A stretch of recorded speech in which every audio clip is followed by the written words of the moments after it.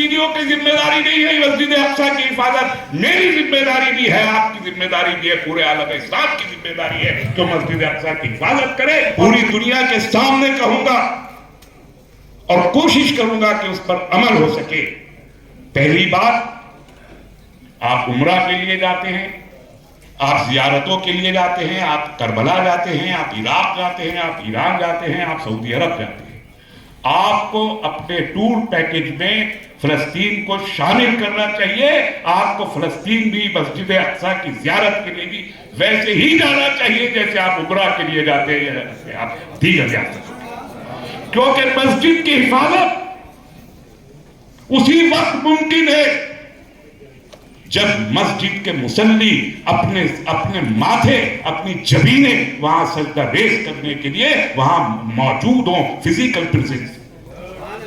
جب 5 لاکھ مسلمان دنیا بھر کے مختلف قومیتوں کے مسلمان مسجد اقصی کے اندر پورے سال کی 5 نمازوں میں 5 لاکھ مسلمان موجود ہوں گے، یہ ضمانت ہوگی کہ مسجد اقصی محفوظ ہے۔ اس لیے میں نے کہا کہ صرف فلسطینیوں کی ذمہ داری نہیں ہے مسجد اقصی کی حفاظت، میری ذمہ داری بھی ہے، آپ کی ذمہ داری بھی ہے، پورے عالم اسلام کی ذمہ داری ہے کہ مسجد اقصی کی حفاظت کرے۔ اور اس کا سب سے آسان طریقہ یہ ہے، ویزا لیجیے، پریشانی ہوگی ہونے دیجیے۔ اگر وہ وہاں اپنا خون بہا سکتے ہیں فلسطینی مسجد اقصی کی حفاظت کے لیے، تو آپ کو ہفتے 2 ہفتے کے کسی لائن میں کھڑے ہونا، ویزا لینے کی پریشانی یا کسی چیک پوسٹ سے گزرنے کی پریشانی میں کیا تکلیف ہے؟ اتنی قربانی آپ کو دینی پڑے گی، اور اگر آپ یہ قربانی دینے کے لیے بھی تیار نہیں ہے تو مسجد اقصی کا نام لینے کا آپ کو کوئی حق نہیں۔ جتنے تمام یہاں ٹور اینڈ ٹریول ایجنٹ ہیں پورے ملک میں، ان کی ذمہ داری ہے کہ وہ فلسطین کے پیکیجز بنا کے لوگوں کو بتائیں کہ فلسطین جانے کے لیے کیا طریقہ کار ہوگا اور کتنے پیسے خرچ ہوں گے۔ اس طریقے سے آپ جب زیادہ سے زیادہ تعداد میں جائیں گے اور زیارت کریں گے، مسجد بھری رہے گی، تو خالی فلسطینی نہیں، آپ صرف ایک زیارت کے ذریعے اس جنگ کا حصہ بن جائیں گے جو مسجد اقصی کی حفاظت کی جنگ۔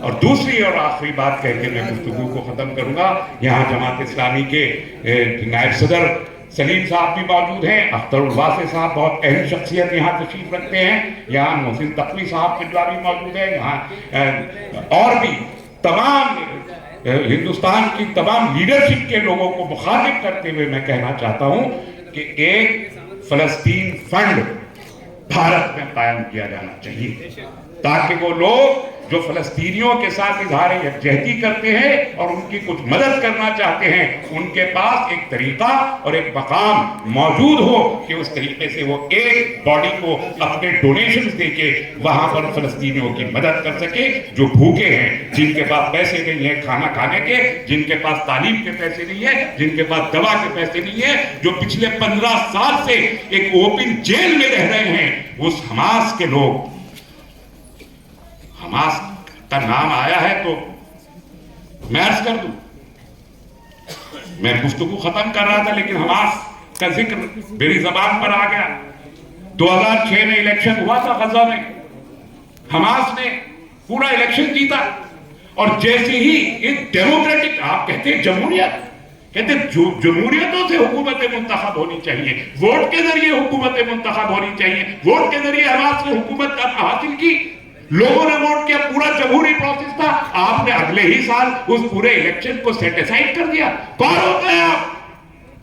20 لاکھ لوگوں نے اپنے ووٹ کے ذریعے حکومت کو چنا، آپ نے اگلے سال کہا کہ ہم اس حکومت کو نہیں مانتے، آپ ہی کے پیرامیٹر، آپ ہی کے طریقے سے، آپ ہی کے بتائے ہوئے اصولوں کے مطابق ایک الیکشن منعقد ہوتا ہے، اس الیکشن میں ایک گروپ جیت کے آتا ہے اور آپ کہتے ہیں کہ گروپ کو نہیں مانتے۔ آج حماس اور حزب اللہ ہیرو ہیں فلسطینی مزاحمت، اور ہم ان کو ریکوگنائز کرتے ہیں، چاہے ساری دنیا کہے، حالانکہ آفیشلی یہ ڈکلیئر نہیں کیا جا سکا۔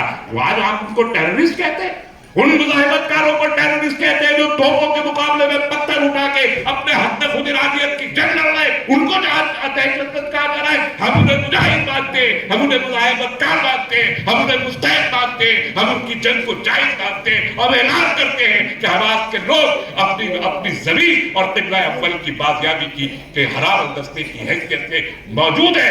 دنیا چاہتی ہے انہیں ٹیررسٹ کہے تو کہے، لیکن ہم ایسا نہیں مانتے. میں ان الفاظ کے ساتھ کوئی اسٹیٹ ایگزسٹ نہیں کرتی. اسٹیٹ ہوتی ہے، چاہے اسرائیل کی اسٹیٹ ہو چاہے فلسطین کی اسٹیٹ ہو. لیکن آج اب دنیا کے نقشے پہ اسرائیل دیکھ سکتے ہیں، فلسطین نہیں دیکھ سکتے. آج آپ کو فلسطین اگر جانا ہو تو آپ کو ویزا اسرائیل سے لینا پڑتا ہے. آپ کو فلسطین سے ایمبیسی ویزا دینے کی مجال نہیں ہے. پھر کہا ہے دو اسٹیٹ.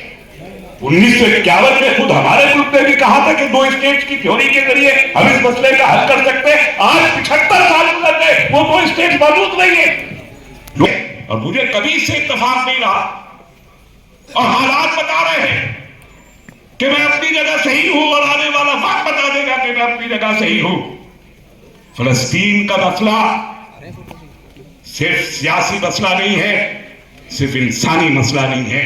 فلسطین کا مسئلہ دینی مسئلہ بھی ہے. فلسطین کا مسئلہ مذہبی مسئلہ ہے. فلسطین کا مسئلہ یہودیت، نصرانیت اور اسلام کے درمیان ایک بڑا مسئلہ ہے، جسے جب تک ہم اس نقطۂ نظر سے نہیں دیکھیں گے تب تک ہم اس کا حل نہیں کر سکتے. یہ کہنا بہت آسان ہے کہ 180 کروڑ مسلمان ایک ایک بالٹی پانی، ایک ایک ڈھوگا بالٹی پانی اگر اسرائیل پر ڈالے تو اسرائیل کا وجود بہ جائے گا. یہ کہنا آسان ہے، لیکن کیا ڈالا جا سکتا ہے؟ کیا ڈالا کسی نے؟ آج عرب بھی ان کے ساتھ کھڑے نہیں رہے. تو ایسی صورتحال میں جب ایک دین کا مسئلہ ہو، آج گریٹر اسرائیل کا کنسیپٹ موجود ہے. کیا ہے گریٹر اسرائیل؟ گریٹر اسرائیل تل ابیب سے شروع ہو کے اس کی حدود مدینہ تک آتی ہے. کیوں آتی ہے مدینہ تک؟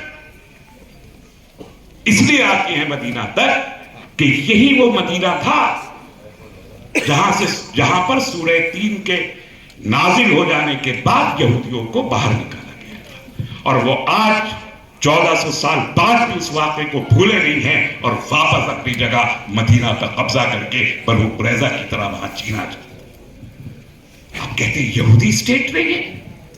آپ کینسٹ کا ان کا کانسٹیٹیوشن پڑھ کے دیکھیں. یونائٹڈ نیشنز کا جو ریزولوشن ہے 1948 کا پڑھ کے دیکھیں. لارڈ ہرزل نے تو لکھا ہی ہے، کتاب کا نام ہی یہودی اسٹیٹ ہے. تمام ریزولوشن میں جیوز اسٹیٹ کی بات کی گئی ہے، پارلیمنٹ میں ان کی جیوز اسٹیٹ کی بات کی گئی ہے. امریکہ کے کئی پریزیڈنٹ سے اس کو جیوز اسٹیٹ کہا ہے. میں ریفرنسز اٹھا کے کوٹ کر سکتا ہوں. تو اگر جیوز اسٹیٹ ہے اور مسلمانوں کو وہاں سے بے دخل کر رہی ہے اور مسجد اقصی پر قبضہ کر کے اس کو مسمار کر کے وہاں ہیکل سلیمانی تعمیر کرنا چاہتی ہے، آپ کس بنیاد پر کہہ سکتے ہیں کہ مذہبی مسئلہ نہیں ہے، یہ دینی مسئلہ نہیں ہے؟ 100% دینی مسئلہ ہے. اور آج دنیا اس بنیاد پر متحد ہوئی ہے. اپنے آپ کو دیکھیے، ملک میں موجود اپنے حالات کو دیکھیے. آج دنیا اسلام اور غیر اسلام کے خیموں میں بٹی ہوئی ہے، اور یہ وجہ ہے کہ آج فلسطین کے 20 لاکھ مسلمانوں کو قید میں رکھا گیا اور دنیا خاموش ہے. وہ محاصرہ ختم نہیں کروا پائی اس لیے کہ وہ مسلمان ہے. آج اس ملک میں جو کچھ ہو رہا ہے، کیا یہ اسلام اور غیر اسلام کے درمیان؟ کھلی آنکھوں سے دیکھیں. کیا ساری دنیا میں جو کچھ ہوا پچھلی 2 صدیوں میں، کیا وہ اسلام اور مسلمانوں کو اسلاموفوبیا کیا ہے؟ صرف اسلاموفوبیا ہی کیوں ہے دنیا میں؟ تو آپ اسلام سے اگر خوف زدہ ہیں اس لیے کہ اسلام جب ایک بار آتا ہے، اپنے اصول، اپنے ضابطے، اپنے نظام، اپنے اصول انصاف کے ساتھ جب نافذ ہوتا ہے، اور مدینہ میں جب پہلی اسلامی ریاست کا قیام کرتا ہے اپنے قیام کے 13 سال کے اندر، تو 1300 سال وہ پوری دنیا میں حکمرانی کرتا ہے، اور ساری دنیا کے عوام مجبور ہوتے ہیں کہ اس کو بلائے اور کہیں کہ ہماری حکمرانی کرو.